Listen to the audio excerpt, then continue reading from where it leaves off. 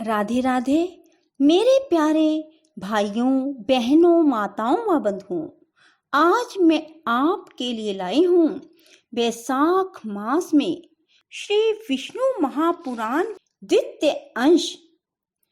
बंधुओं, आपने यदि हमारे चैनल को अब तक सब्सक्राइब नहीं किया तो जरूर करें और बेल आइकन दबाना ना भूलें ताकि आपको हमारी आने वाली सभी वीडियोस की जानकारी सबसे पहले हो सके।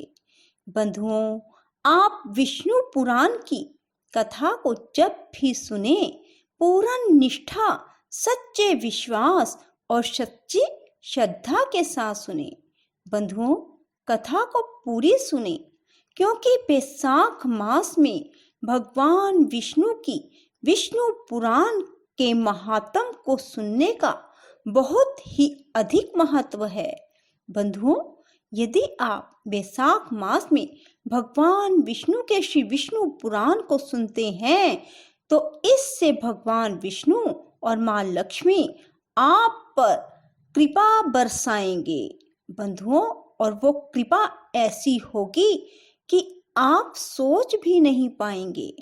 बंधुओं, आप जब भी श्री विष्णु महापुराण की कथा को सुने, पूरी सुने और सुनने के बाद कमेंट बॉक्स में जय विष्णु भगवान, जय माँ लक्ष्मी जरूर लिखें ताकि भगवान के दरबार में आपकी अटेंडेंस भरी जाए।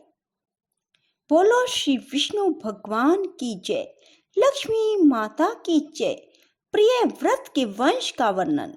श्री मैत्रेय जी बोले, हे भगवान, हे गुरु, मैंने जगत की सृष्टि के विषय में आपसे जो कुछ पूछा था वह सब आपने मुझसे भली प्रकार कह दिया।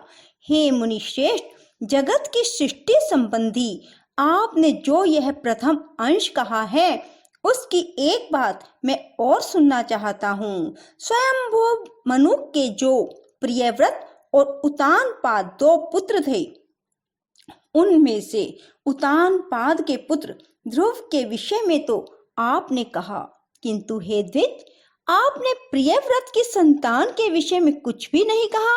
अतः मैं उसका वर्णन सुनना चाहता हूँ, सो आप प्रसन्नता पूर्वक कहिए। श्री प्राशर जी बोले, प्रियव्रत ने करदम जी के पुत्री से विवाह किया था। उससे उनके सम्राट और कुक्षी नाम की 2 कन्याएं और 10 पुत्र हुए। प्रियव्रत के पुत्र बड़े बुद्धिमान, बलवान, विनय संपन्न और अपने माता पिता के अत्यंत प्रिय कहे जाते हैं। उनके नाम सुनो। वे आग्निग्ध, अग्निबाहु, वपुष्मान, द्युतिमान, मेधा, मेधातिथि, भव्य, सवन और पुत्र थे तथा 10वां यथार्थनामा ज्योतिष्मान था। वे प्रियव्रत के पुत्र अपने बल पराक्रम के कारण विख्यात थे।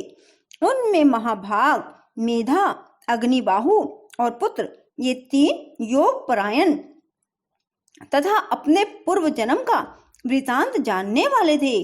उन्होंने राज्य आदि भोगों में अपना चित्त नहीं लगाया। हे मुने, वे निर्मल चित्त और कर्म फल की इच्छा से रहित थे तथा समस्त विषयों में सदा न्याय अनुकूल ही प्रवृत्त होते थे। हे मुनि श्रेष्ठ, राजा प्रियव्रत ने अपने शेष 7 महात्मा पुत्रों को 7 द्वीप बांट दिए। हे महाभाग, पिता प्रियव्रत ने आग्निग्ध को जम्बू द्वीप और मेधातिथि को प्लक्ष नामक दूसरा द्वीप दिया।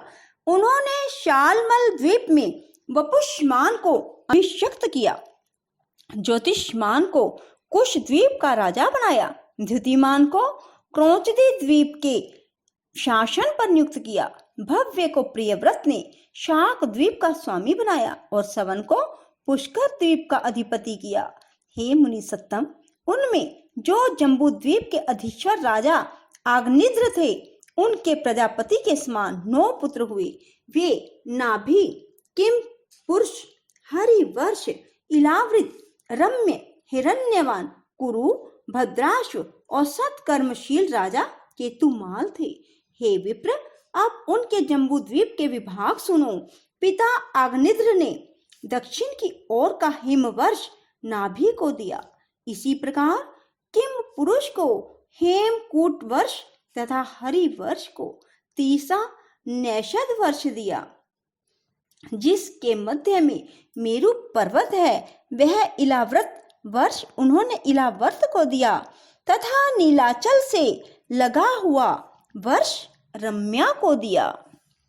पिता अग्निद्र ने उसका उत्तरवर्ती श्वेत वर्ष हिरण्यवान को दिया और जो वर्ष श्रृंगवान पर्वत के उत्तर में स्थित है वह कुरु को और जो मेरु के पूर्व में स्थित है वह भद्राश्व को दिया तथा केतुमाल को गंध मादन वर्ष दिया। इस प्रकार राजा अग्निद्र ने अपने पुत्रों को ये वर्ष दिए।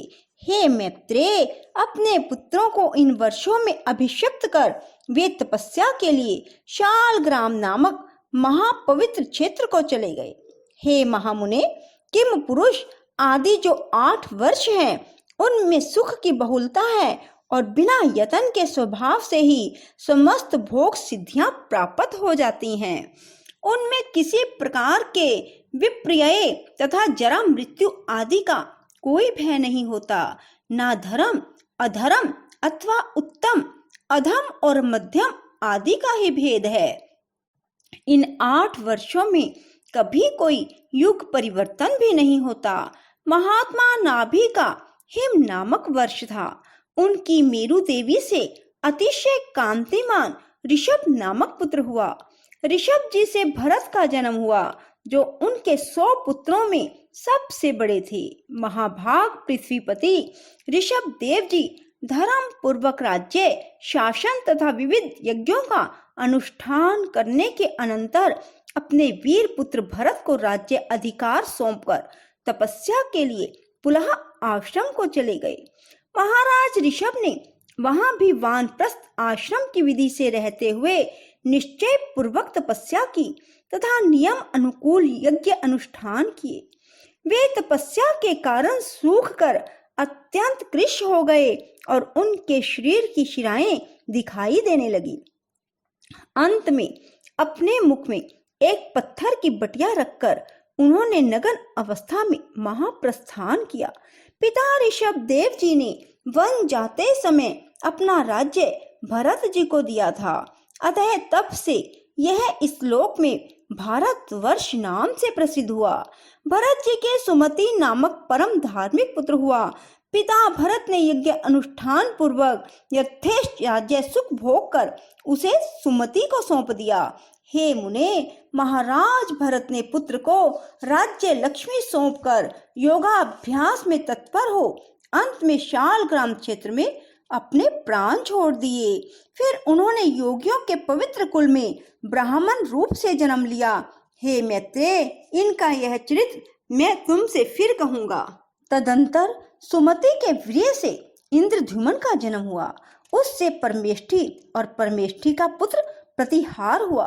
प्रतिहार के प्रतिहर्ता नाम से विख्यात पुत्र उत्पन्न हुआ तथा प्रतिहर्ता का पुत्र भव, भव का उद्गीत और उद्गीत का पुत्र अति समर्थ प्रस्ताव हुआ। प्रस्ताव का पृथु, पृथु का नक्त और नक्त का पुत्र गए हुआ। गए के नर और उसके विराट नामक पुत्र हुआ। उसका पुत्र महावीर्य था। उससे धीमान का जन्म हुआ और धीमान का पुत्र अंत और उसका पुत्र मनस्यु हुआ। मनस्यु का पुत्र तवष्टा, तवष्टा का विरज और विरज का पुत्र रज हुआ। हे मुने, रज के पुत्र शतजित के 100 पुत्र उत्पन्न हुए। उनमें विश्व ज्योति प्रधान था। उन 100 पुत्रों से यहाँ की प्रजा बहुत बढ़ गई। तब उन्होंने इस भारतवर्ष को 9 विभागों से विभूषित किया। उन्हीं के वंशधरों ने पूर्व काल में कृत, त्रेता आदि युग कर्म से 71 युग पर्यंत इस भारत भूमि को भोगा था। हे मुनि, यही इस वराह कल्प में सबसे पहले मनवंतराधिप स्वयंभू मनु का वंश है, जिसने उस समय इस पूर्ण संसार को व्याप्त किया हुआ था। इति श्री विष्णु पुराणे द्वितीय अंशे प्रथम अध्याय। बोलो विष्णु भगवान की जय, लक्ष्मी माता की जय। राधे राधे, जय श्री कृष्णा। बंधुओं, यदि आपको हमारी वीडियो पसंद आए तो इसे लाइक करें और शेयर भी जरूर करें। धन्यवाद।